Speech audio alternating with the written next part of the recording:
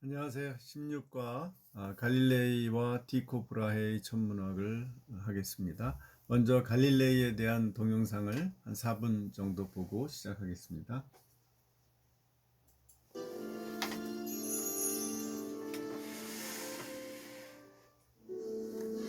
천동설이 지동설로 바뀌는 순간 세계는 새로운 시대로 접어들면서 과거와 다른 획기적인 변화를 맞이하게 됩니다. 코페르니쿠스의 우주론에서는 우주의 중심이 지구가 아닌 태양이 되었습니다. 사고의 혁명이 일어난 것이죠. 때문에 사람들은 혁명적인 발상의 전환이나 주류의 관념을 뒤집는 이론이나 발견 등을 코페르니쿠스적인 전환이라고 말하곤 합니다. 코페르니쿠스의 지동설 이후 천문학에서도 기존과 다른 새로운 강력한 도구가 나타나게 되면서 관측 천문학의 길이 열리게 되었는데요. 1608년 망원경이 드디어 세상에 얼굴을 내밀었습니다. 호기심 많은 갈릴레이가 이 신기한 물건을 놓칠 리가 없었죠.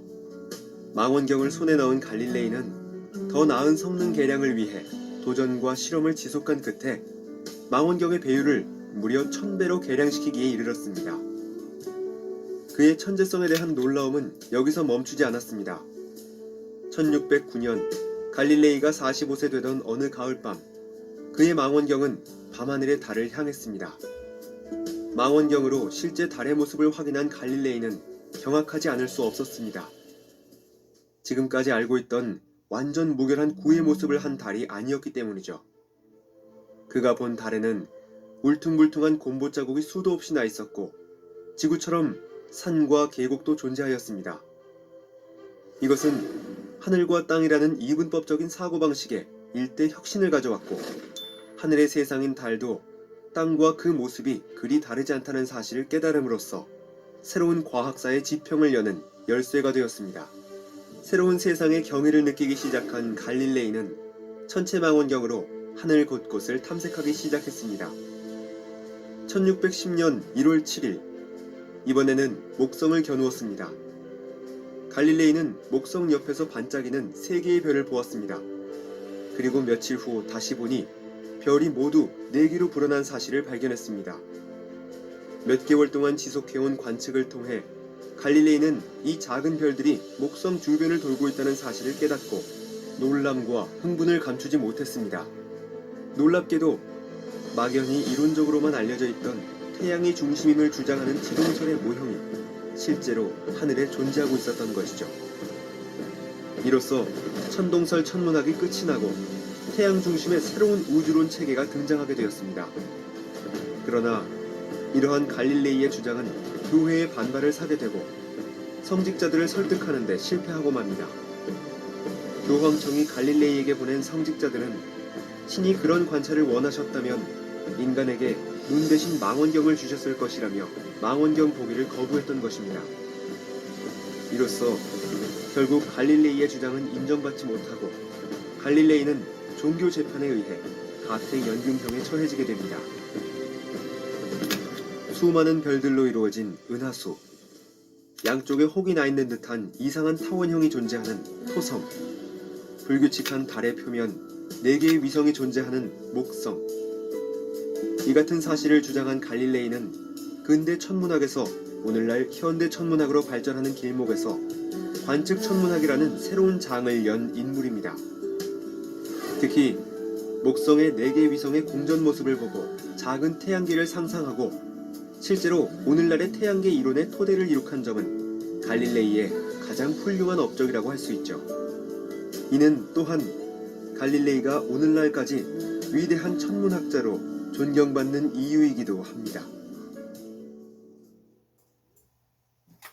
예. 잘 봤죠, 여러분?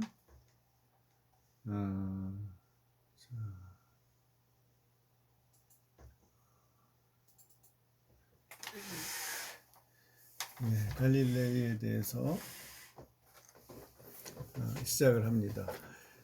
이제 오늘 세 사람의 중요한 천문학자를 소개하겠는데요. 갈릴레이, 그 다음에 브라헤, 그 다음에 케플러, 이 세 사람이죠. 먼저 갈릴레이는 이름이 갈릴레오 갈릴레이인데 갈릴레오가 이름이죠. 그런데 대체로 말이죠. 그 서양의 책들을 보면 갈릴레오라고 애칭으로 표현을 해요. 이름을.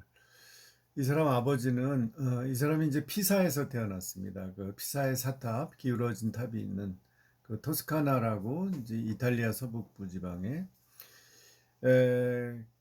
아버지가 류트 연주가고 음악 이론가예요. 아주 예술적인 사람이죠. 근데 이 아들 갈릴레이는 아주 수학적인 사람이에요. 일찍이 이 사람이 피사의 대학에 들어갔는데 학생 때 이미 굉장히 그 수학적인 발견을 했죠. 이 사람이 그 수학적 발견을 보면 중퇴했어요. 그러니까 진자의 등시성, 진자가 이렇게 똑같이 양쪽으로 움직인다는 것을 보고 이제 맥박계를 고안했다고 해요. 그리고 대학을 중퇴한 후에 가정교사를 피렌체에서 하다가 수학 연구를 계속하고 결국은 피사 대학의 수학 교수가 됐죠. 그래서 이제 낙하하는 유명한 낙하할 때 무게 그 당시는 이제 아리스토텔레스의 이론에 따라서 무게가 무거우면 빨리 낙하한다. 속도가 더 빠르다. 그렇게 생각했는데 아니라는 것을 이 사람이 논리적인 추론과 실험으로 반박을 했죠. 나중에 그건 얘기를 하겠습니다. 자, 그 다음에 이 사람이 이제 대표적인 만원경이 매우 이 사람의 생애에 중요하죠. 원래 만원경은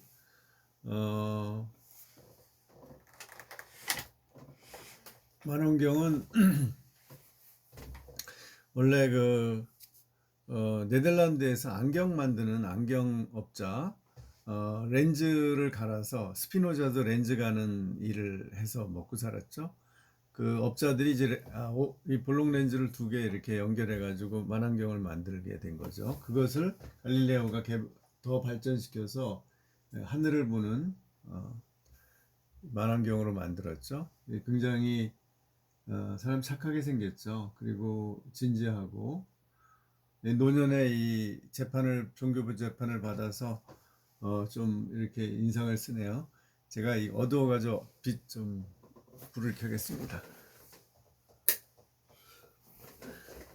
예.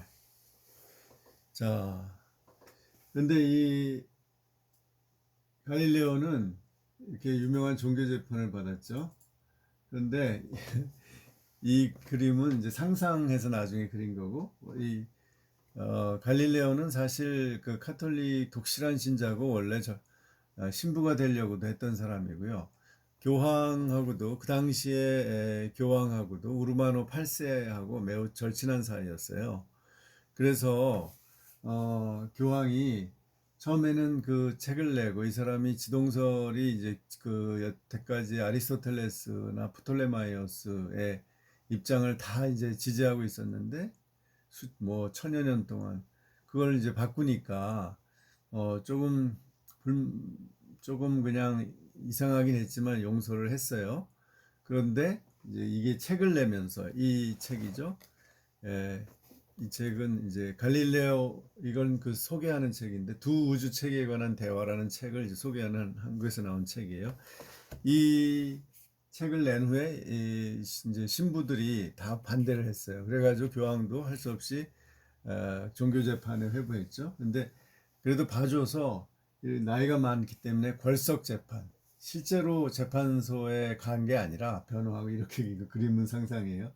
이제 그 책을 가지고 이 이론에 대해서 신부들이 또 이제 교황청에는 다 그 과학 담당, 천문학 담당 그런 신부들이 있는데 이제 잘못됐다라고 해서 이것을 포기해라 하고 요구를 해서 결국은 할 수 없이 포기 안 하면 이제 사형에 처할 수 있으니까 포기하고 나는 이걸 철회한다. 지동설을 철회한다. 천동설이 맞다. 그러고서 용서를 받고 용서받는데 이제 가택연금을 당했어요.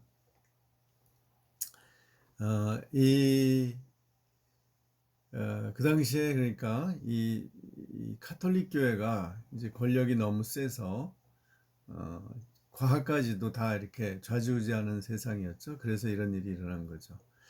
하여간 갈릴레오는 굉장한 그 당시에 발견을 했죠.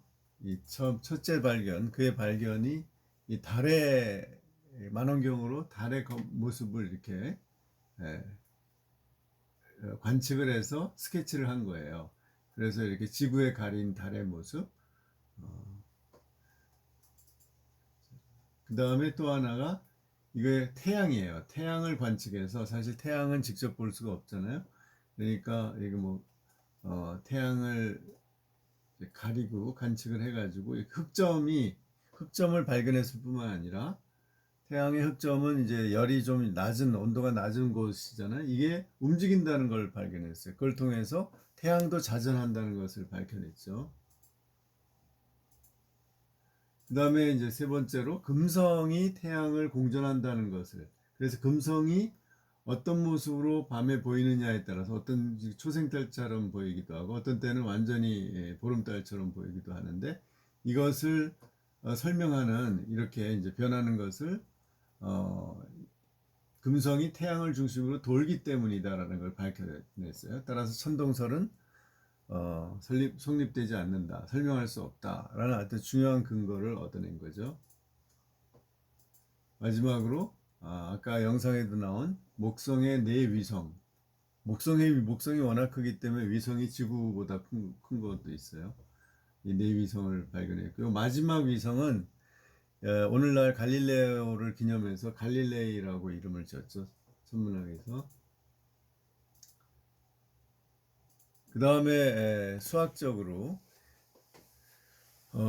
이제 그 하나 짚고 넘어갈 것은 그 당시에 아리스토텔레스 이후에 이 우주는 에테르로 가득 차 있다라는 거예요. 에테르는 빛과 같은 물질인데 이게 이제 지금으로 말하면 플라스마라는 거예요. 지금 현대 과학에서는 플라스마는 이온화된 기체인데요. 이게 우주의 99%를 차지하고 있다고 그래요. 그러니까 이 에테르가 플라스마하고 비슷한 성격이기 때문에 그들이 뭔가 그러니까 아리스토텔레스가 틀렸다고도 할 수 있고 결국은 맞았다고 볼 수도 있는 거예요. 그러니까 이게 참 과학사의 어떤 이론들이요 절대적으로 맞고 절대적으로 틀린 거는 없는 것 같아요. 에테르라고 상상을 했지만 그게 지금 플라스마 형태로 나타나는 거죠. 그러니까 우주가 빈 공간이 아니에요. 허공이 아니에요. 플라스마로 차 있는 거죠. 그 허공도 있고 빈 공간에 플라스마가 차 있다. 또는 암흑 에너지 뭐 이런 걸로 차 있다. 이렇게 지금 보는 거죠. 자, 그래서 물론 그 당시는 암흑 에너지라는 걸 전혀 알 수가 없었고요. 그래서 이 유명한 이 사람이 수학적으로 특히 운동역학에도 기여한 것이 실제로 이 사람이 피사의 사탑에 가서 이렇게 떨어뜨려 가지고 실험을 한 게 아니고요. 어떻게 했냐면 이렇게 경사진 이런 나무판으로 이렇게 경사를 만들고서 거기에 두 개의 무게가 간단해요. 두 개의 무게가 다른 공을 굴리는데 사람들은 무게가 무거운 게 먼저 빨리 간다고 생각을 했지만 실제로 여러 번 실험해 보면 같이 도착해요. 그걸 가지고 간단히 증명할 수 있어요. 그런 간단한 실험조차도 천여 년 동안 해보질 않은 거죠. 그러니까 그래서 갈릴레이를 실험 물리학의 관측 물리학의 아버지라고 부르죠. 또 갈릴레이가 제시한 거는 이렇게 대포를 쏠 때 같은 각도로 쏘면 말이죠. 이게 똑같은 공률을 가진다는 거죠. 이렇게 그걸 통해서 공률이 같기 때문에 결국은 무게 차이에도 상관없이 같이 운동한다, 같은 속도로 운동한다는 걸 밝혀냈어요. 자, 참고로 언제 교황청이 갈릴레오를 재판을 해서 그를 아주 이단자 취급을 했잖아요. 그것을 잘못했다고 인정했냐면 1992년에 요한 바오로 2세가 갈릴레오 지판이 잘못됐다는 걸 인정하고 이미 죽은 갈릴레오에게 이제 사죄를 했다고 해요. 350년 만에. 안 하는 것보단 낫겠죠, 이게. 자, 그 다음에 이제 티코 브라헤로 넘어가. 이 사람이 티코 브라헤인데 덴마크 사람이고요. 조금 엉뚱하게 생기지 않았어요? 조금. 실제로 좀 이 사람은 되게 집안이 귀족이고 아주 집안에 굉장한 뛰어난 사람들이 많았어요. 그리고 그런데 젊었을 때 자기 이론을 가지고 다른 귀족하고 싸우다가 결투를 했어요. 그래가지고 코가 잘렸어요. 코가 이렇게 잘려서 항상 이 사람은 코가 많이 떨어져 나갔대요. 그래서 이렇게 노쇠로 이렇게 코에다가 쇠로 만들어서 대고, 왜냐면 너무 보기 흉하니까 살았다 그래요. 그래서 나중에 뭐 이런 금속 중독인지 방광염으로 이 사람이 방광이 터져서 죽었어요. 하여간 참 특이한 삶을 살았는데, 이 사람이 특별한 것은 눈이 엄청나게 좋았어요. 시력이. 그리고 아주 치밀한 관측자예요. 그래서 이 사람이 이 사람이 이제 만원경으로 하는 게 아니라, 이 사람은 그 갈릴레오보다 조금 일찍 그 시대 사람이에요. 이 사람이 1546년에 태어났는데 갈릴레오는 똑같네. 1500, 아니, 이 사람 1546년이고, 갈릴레오는 1564, 거꾸로예요. 그러니까 이 사람이 더 선배죠. 그 다음에 재밌는 것은 갈릴레오가 죽는 해 1642년에 누가 태어났냐면 뉴턴이 태어났어요. 마치 바톤 타치 하듯이.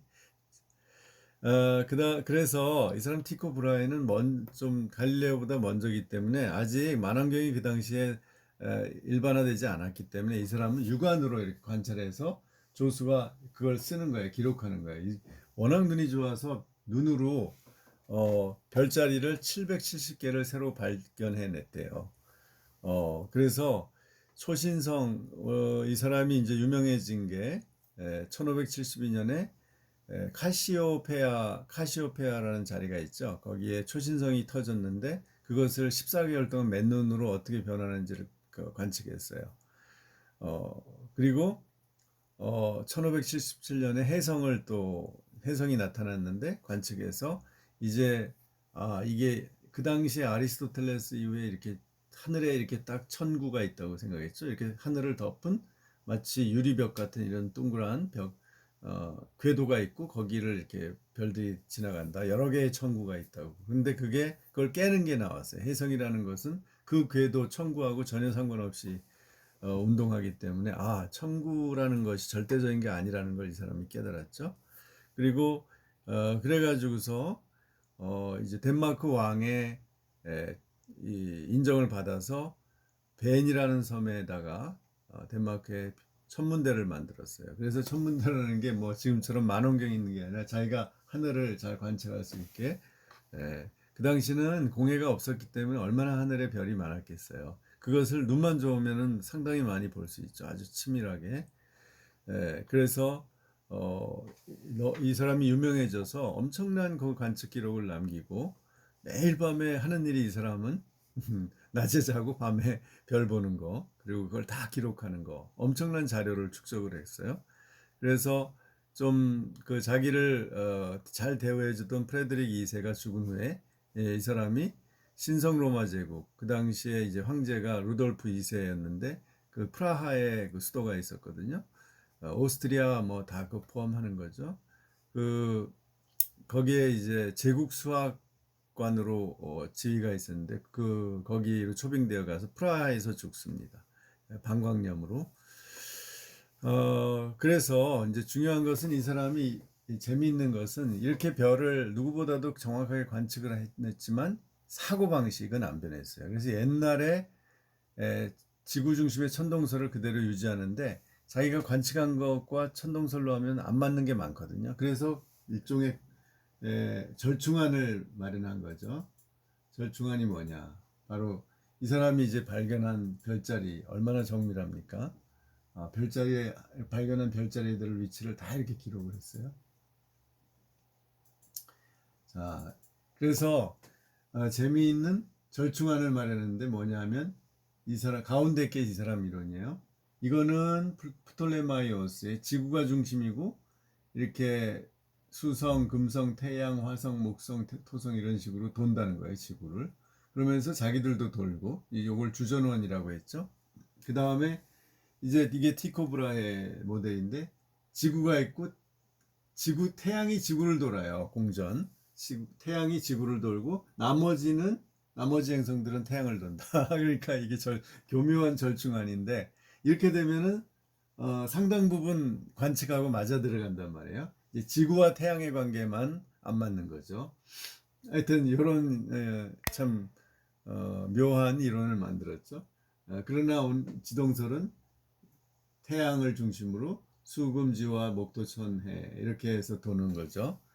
예, 그래가지고 이 사람이 이제 히트를 친 거죠. 새로운 대안을 마련했다. 지동설을 반대하는 사람들은 이제 선택지가 세 개가 된 거죠. 천동설, 지동설, 이건 양극단이니까 티코 브라헤의 절충안 해서 그거를 많이 받아들인 거죠. 그 다음에 그래서 티코 체계라고 해서 일종의 수정된 천동설이죠. 결국 중심은 지구예요.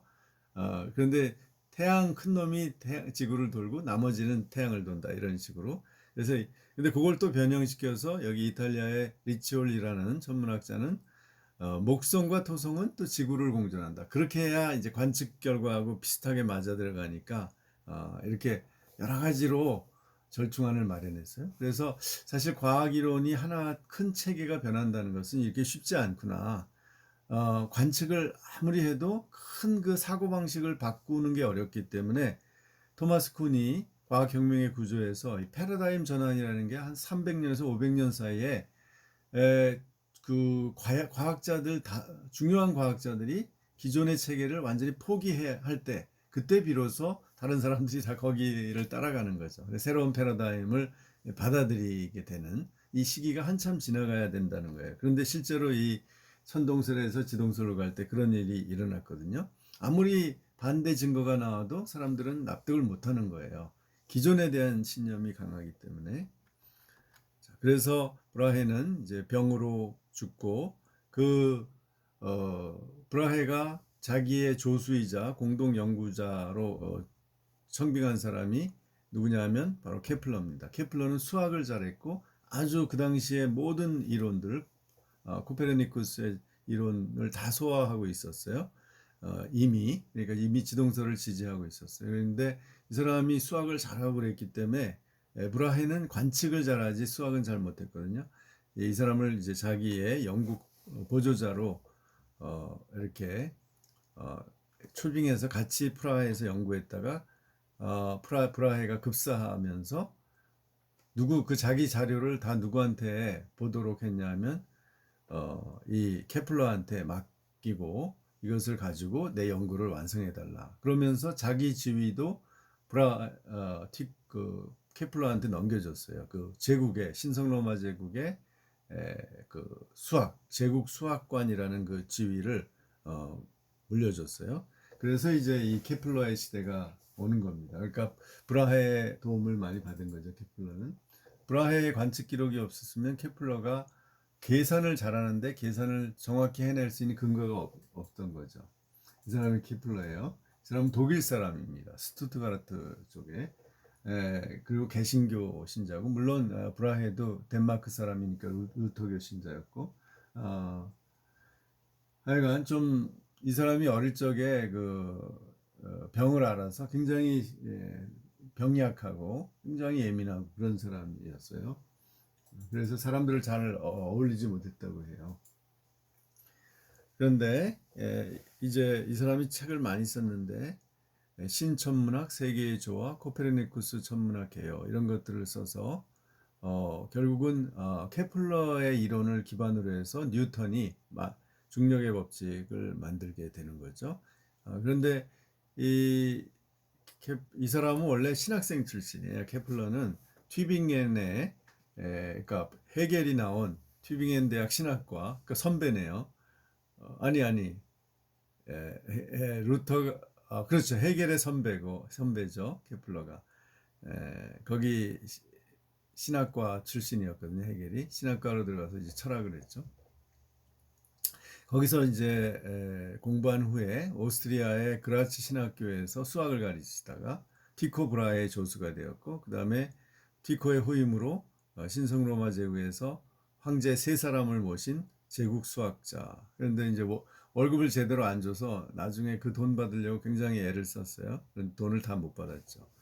그런데 재미있는 것은 이 제국 수학관의 임무가 뭐냐면 황제들에게 점을 쳐주는 거예요. 별점. 그래서 이 사람이 점성술에도 아주 뛰어났어요. 별의 위치를 보고 그것이 인간의 운명을 결정한다 하는 거죠. 우리 지난 시간에 봤죠. 그 12궁도 뭐 이런 거. 음, 이제 그런 다양한 게 이제 역할을 하고 이렇게 굉장히 이렇게 평안하고 안정된 삶을 살지 못했어요. 그 아비센나처럼. 그럼에도 굉장한 업적을 냈죠. 그리고 또 만원경도 이 사람 우리가 오늘날 천문대에 쓰는 굴절 만원경을 이 사람이 개발해냈어요. 그러니까 갈릴레이 만원경은 이렇게 두 개 렌즈를 이은 거죠. 그런데 이 사람은 첫 번째 볼록 렌즈를 통해서 온 그 빛을 거울로 반사해서 다시 이렇게 하면 훨씬 배율이 높아진 거죠. 그래서 오늘날 많은 만원경 천문대에서 쓰는 그런 굴절 만원경을 케플러가 만들었죠. 그리고 이제 유명한 게 케플러의 세 가지 법칙을 만들었죠. 케플러 법칙이라는 것. 첫째 법칙이 이거죠. 타원을 돈다. 그 이전까지 코페르니쿠스, 갈릴레이, 티코 브라헤 모두 다 원운동을 한다고 봤어요. 태양을 중심으로 정확한 원운동을. 이건 이제 우리의 이상이죠. 우리의 상상인데 실제로 관측 자료를 가지고 계산을 해보니까 아니에요. 타원 운동을 하고 행성이 더구나 초점이 이게 딱 태양에 있지 않고 이렇게 빗나가 있어요. 이렇게 슬라이드 운동할 때처럼 이렇게 치우친단 말이죠. 그것을 발견한 것이 케플러의 제1법칙입니다. 그 다음에 제2법칙은 이렇게 행성이 운동을 하는데 태양에 가까이 갈 때는 어때요? 가까이 갈 때 속도가 빨라지고 멀어질 때는 천천히 가는 거죠. 그래서 멀어질 땐 천천히 가기 때문에 이 삼각형이 긴 삼각형이 되고 가까이 할 때는 이렇게 면적이 넓은 삼각형이 된다는 거죠. 네. 그래서 타원 궤도를 따라 움직이는 행성들은 태양에서 멀어질 때는 속도가 느려지고 가까워지면 빨리. 그러니까 이게 일정한 속도로 운동하는 게 아니라 태양에 가까이 가면 빨리 가고 이렇게 멀어질 때 천천히 돌고 이 운동의 를 발견하고 이걸 계산해낸 거죠. 그래서 케플러스의 3법칙이 이 공전주기와 공전궤도의 반지름을 계산해냈어요. 공전주기를 제곱한 것이 공전궤도의 긴 반지름의 3배다. 그래서 그것을 통해서 일정한 비율로 이렇게 운동을 한다는 것을 거리가 떨어져 있다는 것을 이제 알게 되었죠. 이게 케플러의 제3법칙입니다. 근데 케플러는 굉장히 신앙이 좋은 사람이에요. 신학생 출신이었고 아주 좀 이렇게 사교성은 없지만 아주 진지하고 그런 사람이었어요. 그래서 이 사람은 이 우주는 하나님에 의해서 신에 의해서 완전한 조화를 가지고 이렇게 모든 천체가 구성되어 있다. 이것이 이제 신학과 과학은 진짜 만난다는 걸 이 사람에게서 볼 수가 있어요. 완전히 하나님의 어떤 질서, 창조의 질서에 따라서 움직인다. 그것이 법칙화되어 있다라는 확신을 가졌어요. 결국 그 확신을 누가 갖게 되면 나중에 아이작 뉴턴이 이제 갖게 돼서 결국 만유인력의 법칙으로 완성시키는 거죠. 케플러가 없었다면 뉴턴도 없다고 할 수가 있습니다. 예, 여기까지 하고 이제 다음 주 과제는 제가 또 과제에 올려놓게요. 예, 뭐 질문 있으면 여러분 이제 우리가 계속 사이버 강의로 하니까 여러분 단톡이나 또 제 핸드폰에 뭐 문자로 여러분의 질문 사항을 올려주시기 바랍니다. 예, 감사합니다. 한 주간 잘 지내세요.